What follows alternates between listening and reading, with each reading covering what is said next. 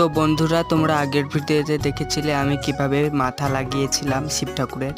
আজকে আমি বেশি কিছু কাজ শেয়ার করব না, আজকে শুধু তোমাদেরকে মাথার খুলি তৈরি করতে হয় সেটা আমি তোমাদেরকে দেখাবো।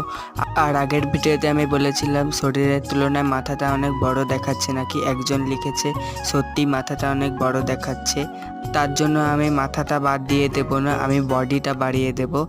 আর আমি আগের ভিডিওতে বলেছিলাম শিব ঠাকুরের বাসস্থান কোথায়। অনেকেই লিখেছে শ্মশানে, কিন্তু শ্মশানে হবে না, কৈলাসে হবে। তোমরা ভুল উত্তর দিয়েছো। আর তার আগের ভিডিওতে আমি বলেছিলাম শিব ঠাকুরের স্ত্রীর নাম কি, তার সঠিক উত্তর এনারা দিয়েছেন, তার জন্য ধন্যবাদ। আর আগের ভিডিওতে যারা নাম নিতে বলেছিল তাদের নামগুলো নিয়ে নিচ্ছি।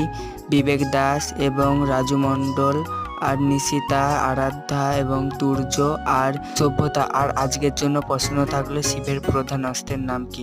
ধন্যবাদ, আজ এই পর্যন্ত।